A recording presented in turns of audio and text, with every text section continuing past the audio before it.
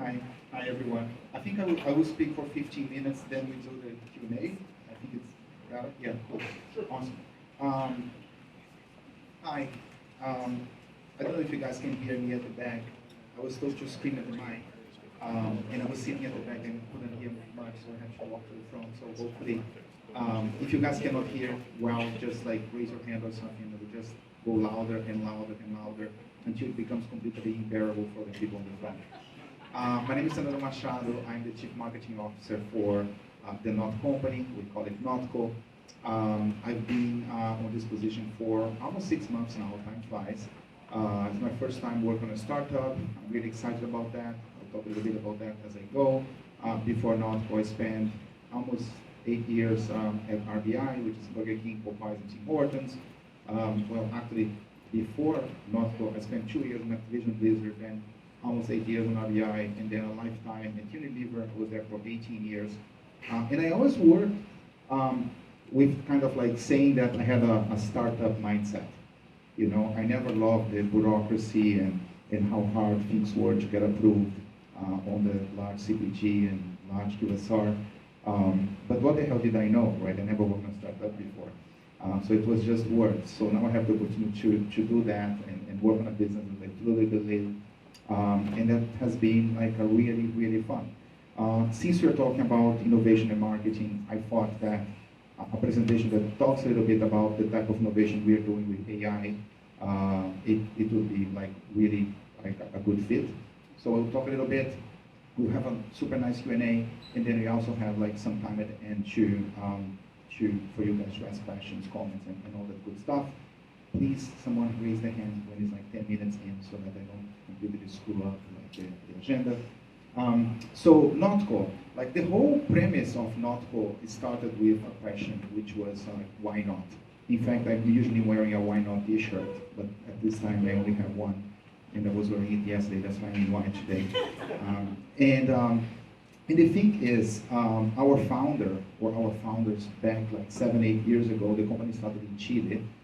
They felt that the food industry was rather inefficient, not just on the sustainability side of life, but also on the development of the product. So they wanted to do something different. They wanted to create a business that was all anchored on plant-based food and using AI to create the products. And I always thought it was really, I mean, remember like the first time I heard the name of the company. I was still working at Burger King, and the guy who was president for Burger King Brazil said, "Hey, you have to get to know this guy." This is before AI was hot, like a couple of years ago. And he said, "You have to meet these guys. They have this company. It's called the Not Company." And I said, "What? Like, how are they called? Like the Not Company?" Yes. And they have these products like not mayo, not burger, not chicken. And I thought it was really interesting, like that they named the products Not. I always try to do not marketing, so I thought, even back then, I thought it was really cool. And then, as I said, AI was not hot as it is today, and we were using AI to do the work, and I thought that was really, really cool. This is the way we describe ourselves. We're a data company developing AI to disrupt the food industry. I find that a little bit boring, so when I explain, I basically explain like this. We have an AI chef that's called Giuseppe. Everyone asks like why the name is Giuseppe.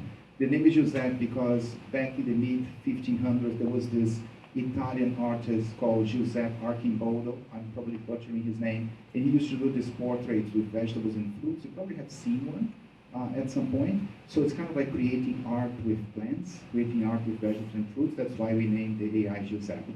And what we do so far, and there is a reason why I'm saying so far, we analyze the animal target, like a product that's animally derived. We do like a chromatography study. We do like physical properties. So we almost like create this DNA of the product. We feed that into Giuseppe. Giuseppe spits 5 different recipes or formulations. Our chefs and R&D team take that, formulate the products, test, give feedback to Giuseppe, and then Giuseppe spits another 5. And we converge into a formulation. There are many cool things about that. So for instance, our product, Not Milk, has ingredients such as coconut, cabbage, pineapple, So it's not a single ingredient plant-based milk. Like you're probably used to have like almond or oat, which are great products. I also have them, but it limits a little bit what you can do in terms of physical properties, in terms of nutritional aspects, and all those things. And sometimes the ingredients that Joseph comes up with, they're not so intuitive, right? I mean, if you're asking a human, hey, formulate a plant-based milk, unlikely that the person would start with cabbage, right? But that's what actually gave the best taste profile. And needless to say that it has a much better carbon impact than like the regular milk that we all like love. And here I'm just looking at water and CO2 generated. I could look at energy. I could look at many different variables. Same for non-chicken. Non-chicken, one of the key ingredients of the product is strawberry. Again, I don't think any human would start formulating a chicken alternative with strawberry as an ingredient, but that's what actually worked well for us. And again, the carbon footprint much lower than what like a regular chicken would offer. You may ask about taste. Taste, by the way, in plant-based during a long time has been one of the main barriers is taste, price, and availability, right? It is still a little bit more expensive. Hopefully, over time, with scale, price will come down and maybe even cheaper than like the animal target. But when you think about taste, our target for most of the plant-based brands, it's not really vegan, okay? It's more like flexitarian. I'm flexitarian. I eat beef or I sometimes drink milk, not as much anymore. But I try to like add to my diet like plant-based products, okay? People who are flexitarian, they don't compromise on taste, okay? Like, because they know that there is something else that they could also have and they're okay with having that. People who are vegan, they tend to compromise more on taste. By the way, just as an example, like all my vegan friends, and I know it's like sample of one person here, me, like, but all my vegan friends, they don't like plant-based meat, you know, because they think it tastes too much like meat, and they stopped eating meat like 10 years ago. They don't like the taste anymore. So it's really like more of a flexitarian consumer base who is not willing to compromise. So we're always aiming to target like parity in terms of taste with the animal target and superior to what's out there in terms of plant-based. The cool thing about our development process with AI, it is always AI plus humans, which is the last point that I'll make on my presentation. It's never a replacement for judgment, intuition, criteria. Like the team of chefs that we have and the team of R&D that we have is really amazing. The AI team is also amazing, unbelievable, like the guys. But it's always about working together. You know, it's not like Giuseppe doing everything, right? I mean, Giuseppe cannot even taste the stuff. Like we taste and tell Giuseppe like what's working and what's not working. And if you look at the timing, the cycle, right? I mean, to create the products, like NotCo, which was the first product we did, it took 18 months. The custard that we have today on Shake Shack, I mean, if you go to Shake Shack in the US, the plant-based custard and the plant-based shakes, they are both co-branded NotCo. We did in partnership with them. We did it in 3 weeks. You know, we did a match to Cadbury in 2 months. And we didn't have any specialists in chocolate in-house, you know, like, because the tool gets better and better and better every time. We have loads of partnerships, like we have partnerships with Starbucks in Latin America, we have Alsea, which in Mexico is pretty huge, Starbucks, we have Domino's in Latin America, we have Shake Shack in the US, we have 9 different Burger Kings across Latin America. And that's one of the pillars of kind of like of the brand, to do partnerships, because it's good for the business in terms of revenue, but also helps build the brand, right? I mean, help us innovate. We're not selling off-the-shelf stuff to them. Usually we create a product for them to solve a real problem that they have. You know, so for instance, when Starbucks came to us, they were asking help because most of their machines, they were developed for years ago, and like they are great for hot beverages. Today in the US, around 80% is cold, right? So it's not necessarily perfect for that. And I don't know if you drink plant-based milk, but it doesn't foam so well, right? So we have to solve for that, because with delivery, with drive-through, people are ordering plant-based, cold, and then the foam comes down, it looks like the cup is empty, right? I mean, and what did the barista do? They feed it more, and margins go down. Like if it's just a regular milk and it's hot, you're buying a lot of air because the foam goes to the top of the lid, but if it's plant-based and it's cold, that goes down. So when partners come with those type of problems, we can use AI to help us solve for that. We have an awesome joint venture with Kraft Heinz. We are basically doing every single one of the key products from Kraft Heinz. We are doing the plant-based version of that. And as you can see, it's co-branded with NotCo. Skip this. Yeah, and getting to the point, which I think is actually the most interesting point of the presentation, and talking about like thinking out of a color that doesn't exist. I believe it or not, when I was a kid, I did think about that type of stuff. You know what I mean? Like, how can I think of a color that doesn't exist, which is obviously impossible to do, right? I was always a bit weird, and it continues, believe me. And it's funny because like when I joined, I still go a lot to the R&D facility and AI facility that we have in San Francisco. And every time I go there, and I'm an engineer by the way, so I love geeking out of that stuff. So when I go there, the R&D team and the AI team, they were showing me stuff that I was like completely blown away. They would come to me and say, hey, taste this. And I was like, well, yeah, it kind of like tastes like chocolate, tastes like caramel. I don't really know what it is. What is it? And they were like, oh, we fed chocolate to Giuseppe, like we analyzed chocolate, put on Giuseppe, and told Giuseppe, humans like this. Create a flavor that doesn't exist based on the fact that humans like this. You know, and for real, right? And we would bring chocolate experts, not Fernando, who is not a chocolate expert, to try the thing, and they would try and be like, it has a note of this, it has a note of that, but they don't really know what it is, you know. Or we would do things such as solving the problem that I was describing to you on the phone, right? I mean, this is oat, this is 2%, and you can understand why that's a problem, you know, like the Starbucks example that I was giving, and we just launched that, right? Which to me makes the whole environment of innovation much more interesting, because I was always afraid that plant-based had the risk of commoditizing, right? Because if everyone is doing taste really well, then everyone's probably going to end up competing on the brand and maybe on the price, right? I mean, because it's the same benefit. But our technology allows us to go way further. You know, like just matching to the animal target, to me, it's not enough anymore. You know, like Beyond is great, like Impossible is great, they all have great products. I think we need to go past that.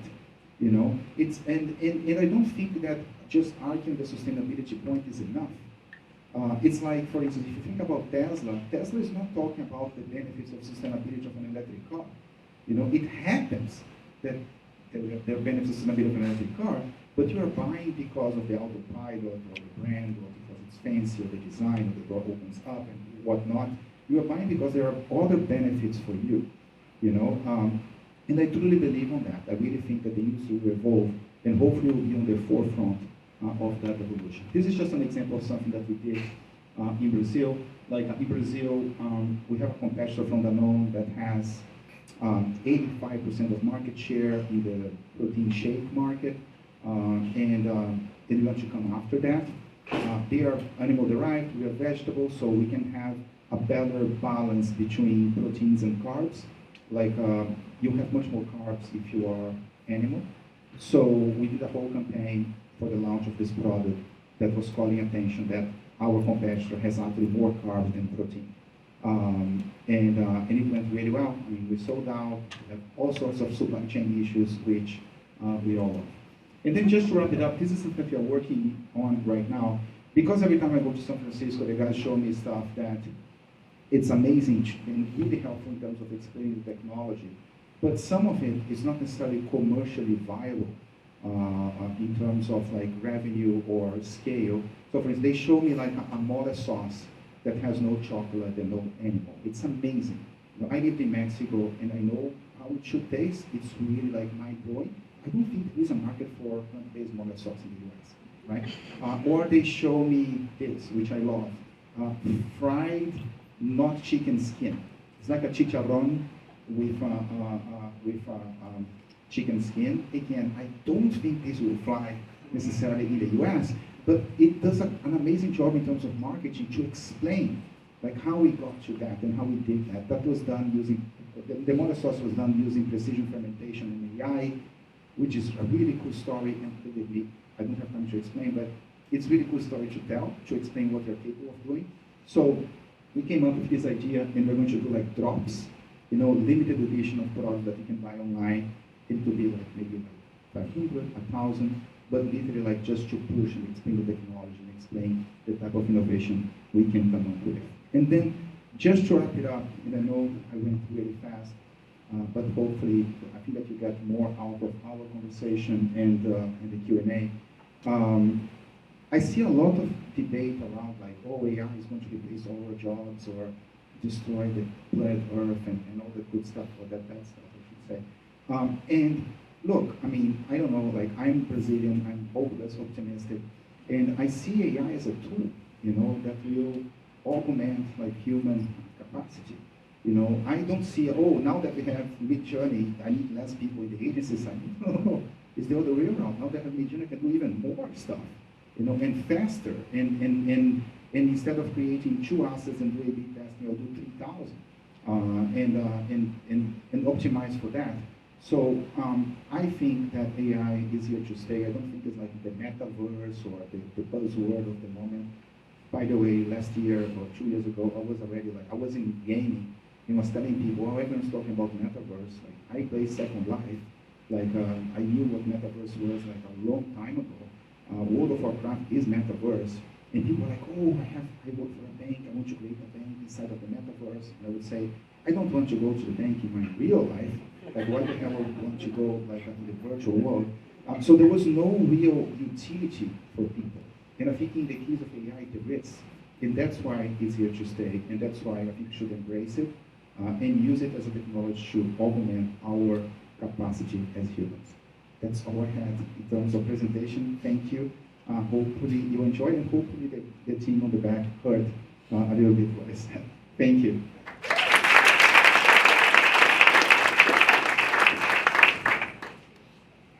Q&A.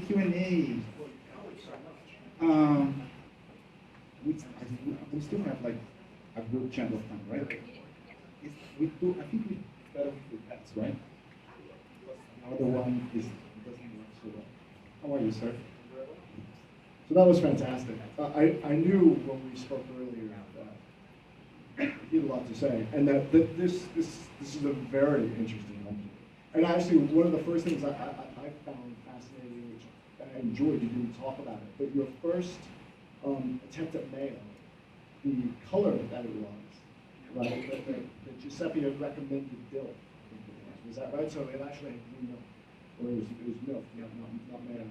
And so I guess one of the questions I would have for you is, and I think Patty also mentioned how scary AI is, and you touched on again, it's going to take over our world when you start taking this development down from 18 months to 2 months. How has it changed the way that your teams work together? Like, I mean, AI is doing all the work now, but how does that affect how you're collaborating? And can you maybe break some of the myths about what AI is doing within the organization from that perspective?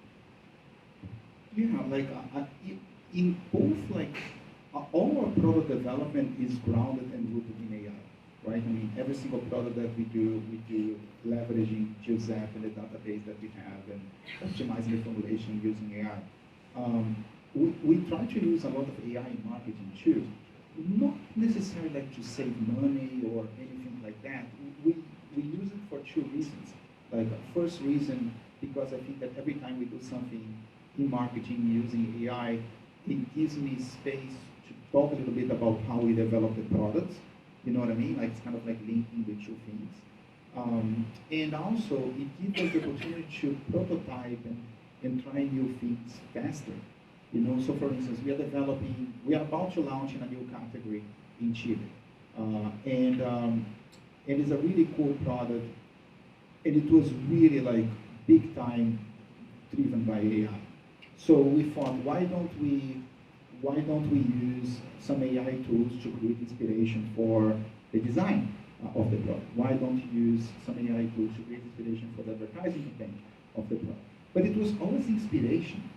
You know what I mean? Like we come up with some really cool stuff, but the design team still has to take that and make it ownable for the brand and tweak and this and that. And it doesn't matter what version of Mid Journey it is.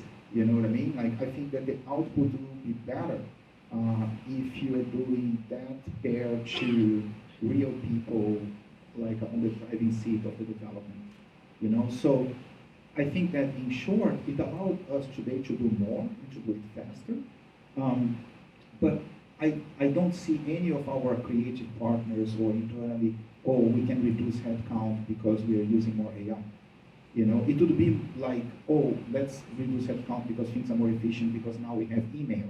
You know, work just increased like after we have emails, right? When I started work, I still had to send faxes. Yeah, so I see that the people that are, I think that the people that use it well will use as a augmenting creativity and what you can do as a person. I realized I should back up because he did his introduction, I never gave mine. But first of all, I'm Rafael, Alfaro, I'm with Scibids. And we, you know, we are also two AI companies up here. For those who don't know what we do, you know, we build AI for media buying, so we are actually, and this is our jam, right? Mediahub and Innovators. But we build AI to help solve for, you know, decisioning, for bidding within the DSP. And so we bring two types of AI, predictive and also generative AI, to help with that. So, and I think one of the questions I have for you is, what kinds of AI do you use? Not to get too technical, but I think it's fascinating how you could use the two together. In our case, we use predictive to help allow brands to customize the decisioning engine to lower their costs on the bid, to use kind of machine learning to understand what is that, you know, the value of that impression towards driving my specific outcome. And you can bring their own data and customize it just like they can in attribution. And then we also use generative AI to update that model. Like it actually creates the model and uploads it, you know, back into the DSP, right, in compliant formats, depending on the DSP. And I think I saw a recent case study, we did 53,000 different models for one campaign, one client, right? I mean, it's not something that a human could do, but it takes people to manage this, to set it up properly, and to you know, be the brains, to be the strategy. So again, coming back to that, when you talk about how you're using different types of AI, here it seems like you're doing similar, which I think is fascinating. You're on the product side, we're on the kind of media side, but it sounds like you're also doing some sort of predictive, you know, amalgamation of ingredients, but then you're also using a generative to create the recipe and get feedback. But perhaps could you speak to how you're using different types of AI? Yeah. So we say Giuseppe, but in reality there are different modules within Giuseppe, right? They all run under the same platform, but they do slightly different things. Like one model has like a massive database of products and ingredients, animal or plant-based. And when we feed to Giuseppe the attributes of the product that we are trying to match, based on that database, it recommends recipes, right? And the way it recommends recipes is pushing into different territories that are very different from each other. And then as you start to give feedback, it optimizes, right? So it's more predictive. We also have a model which is also predictive that basically like optimize the output of the formulation. So let's say, oh, I want a formulation that with this cost target, or I want with this viscosity or with this level of nutrients or whatnot, right? It will go and optimize the formula to get to that. We call that toolbox. We have generative AI, we are embedding into those systems so that the person from R&D or the chef can even like talk to Giuseppe, you know, like so for instance, I'm trying to optimize the formulation and Giuseppe would say like, hey, Andrea from Latin America is doing a similar experiment than you, maybe you guys should connect on that because Giuseppe knows because everyone is accessing that same thing, you know what I mean? Or you can literally talk saying, hey, I am trying to do the taste more like this, but I'm getting notes of that. What would you recommend? And you can have a back and forward with the system, which you could not do before. But before it was just we put data and we get data. There was no bouncing of each other. And I think that's really cool how you can combine those two things. But this is something new that we've been developing over the past like 2-3 months. Do we have time for, I know people probably have questions or are we wrapped up? I still have one question.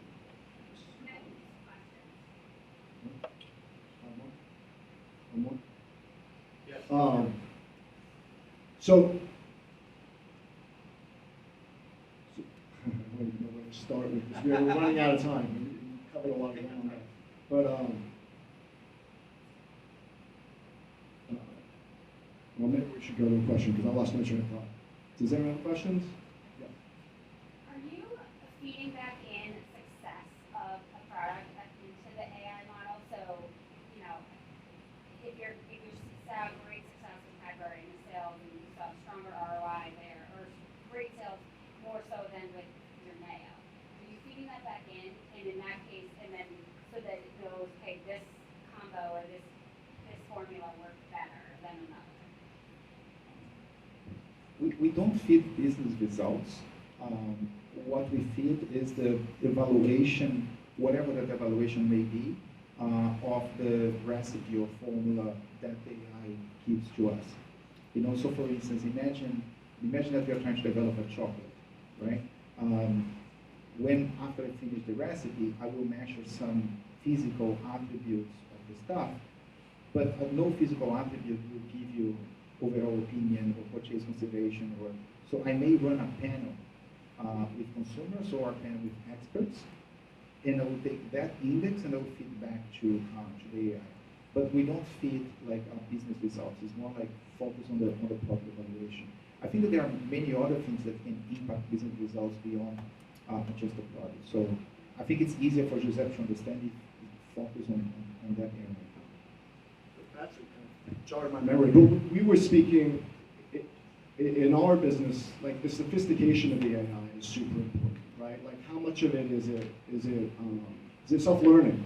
Is it continuing to evolve? And you know, do you have to update the models? And so that was kind of where I was heading. In our case, it learns itself. It continues to take the data, feed in, figure out what works better, what doesn't work better, and so the better data you provide, like the smarter it gets, the more outcomes, the better it gets, and it continues to improve. And so it then generates its own model and updates itself. And so there's not a lot of hand-holding to tune the model in our case. I guess what I was getting at is I can't see that quite being the case with what you guys are doing, because it's far more collaborative. You have these different databases, which maybe you have some automation about how to keep those all current. But can you speak to the sophistication of the AI and how it all comes together so that it's smooth and there's not, Yeah, like I think it in a different way than what you described, it learns, right? I mean, the more feedback I give on what the AI proposes, the more it learns in terms of what works and what doesn't work in terms of the formulation. And the AI doesn't know that I'm optimizing for cream cheese or chocolate or mac and cheese or a burger. You know, for the AI, it's all numbers. So a learning on cheese can help on every single other category. You know what I'm saying? Yes. So in that sense, it gets smarter. The other thing that we do, and I'm sure you guys do that too, is we keep building models on top the platform. You know what I'm saying? We keep adding more variables that it can track. We keep adding more data. We keep expanding on the database, which makes also the AI smarter. Can I ask one question for you? Sure. So one thing that I always like, where is the right balance? First of all, I think that what you guys do is awesome because it's not just augmenting human potential. Like, I don't think any human would be capable of developing as many assets and having a quick response and multi-target and all that good stuff. I still remember when I was a team leader, this is like 30 years ago, and we started doing A/B testing and things, and how the marketing team got so excited that now we have to do twice the job to test between two things, and it was a big deal. And on Activision, we are launching campaigns with more than 10,000 assets, and sometimes you would have a target audience, but you would even let the AI choose, what's the target audience that would drive the highest level of conversion. What in your view is the best equilibrium between letting the AI optimize things and the creative that you build in terms of the asset? Let me translate for you. In some cases, the assets that tended to be the best performing of some campaigns that I did were not necessarily, from my perspective, the best assets to build the brand or differentiate the brand, but they were super effective. And every time we created loads of assets, as a marketing team, we would have bets on which one we think would perform the best, and we would always get it wrong, you know. And sometimes I felt as if I were oh my God, you're putting all this money on these assets, it's fucking terrible, excuse my French. Where do you draw the line on that? How do you play those two things? I mean, as simple as we don't. We focus, we're so laser focused on one thing, which is just how do we save you money, right? I mean, the models are designed to evaluate the impression, that's coming in, and understand what it's worth. Are you paying too much? Is it going to convert based on the outcome that you have? And then adjust the bid so that you don't pay too much. So it's all about lowering the cost, and it's going to do that whether or not it's the right creative, wrong creative. It's, if it's the right creative and it's converting, it'll bid more, but not too much more because it doesn't know what the right price is. So it's all about saving the money. I will say that we've done an interesting use case where we looked at it doing incrementality, which speaks to what you're talking about, where you can set up PSA ad and then set up your creative, and you can start to look at the incrementality of your creative, but it's all still about, in that case, we're lowering the cost on both sides, right, and making sure that you're still getting the most effective medium using the tactics. So, this gets into what we were talking about. It's not a replacement for humans. I think Taylor said it, right, smart people win, right? It's about setting up the strategy properly. It's then about letting the AI do all the hard work, right, of building all those models and updating it and lowering the price and leaving the people to manage it, check it, change the strategies and evaluate it, right? And that's what I think it's more fun and interesting. I think that One more. questions is I brilliant. have a question that Brazilian known example you gave, where you could count the macro mix of yours versus knowns. How do you tune your setting to get to a certain macro mix? I imagine marketing that's a big draw. You can do whatever you want, to be honest with you. Sometimes you have to build something to make it work, but in that case it was easy. You can simply target a certain level of protein, a certain level of carbs. We know, because it's plant-based, that you can achieve a better ratio on those things. The whole project started from an insight, from human insight, right? We're discussing, these guys have 85% of market share. How are we going to disrupt that market? Protein is the biggest driver on that category. And then when we're looking at the back of pack, someone on the team, I'm not joking, literally said, maybe this should not be called protein shake. Maybe it should be called carb shake because they have more carbs than protein. And then someone from R&D said, yes, that happens because it's animal derived. They also have better absorption of the protein than plants. So when we develop the formulation, we need to find the right combination of amino acids so that we can compensate for the fact that we are plant-based, so that not only what goes in the front of pack, but what's absorbed by your body is at high level. And how did you know what the goal numbers were you were trying to get? Because in that specific case, like 90% of the sales of those guys were on the SKUs that have 15 grams of protein, but they had like 19.5 of carbs. We did a product with 15 grams of protein and 3.5 grams of carbs. You know, it's completely like different the equation. And now we are working to, because like I want to make sure that the competitor understands that if they want to play the arms race of things, I would destroy them. You know what I mean? So I'm already working on another version with better absorption and this and that, and every time they raise the number of carbs, I raise twice. You know what I mean? Like, and the fact that they have that range of carbs and protein is something that cannot change because of the nature of the milk they use on the formulation. You know, so they get really trapped. So they are starting to talk about how important it's carbs, which is important, but maybe not to the level that we have, right? Yeah, so basically, in short, it's like we can optimize for that when we're doing the work. I think it gets tricky because sometimes you're trying to optimize for something and you screw up on taste, right? I mean, if I go 25, 30 grams of carbs, just buy one here. I go to any store, they have shakes that have very high level of carbs. It gets trickier to make it taste good. You know, it's not to taste like really shitty. So that's the trick, how to optimize for something while not compromising on taste, because the consumers will not compromise on taste. Guys, thank you so much. Thank you.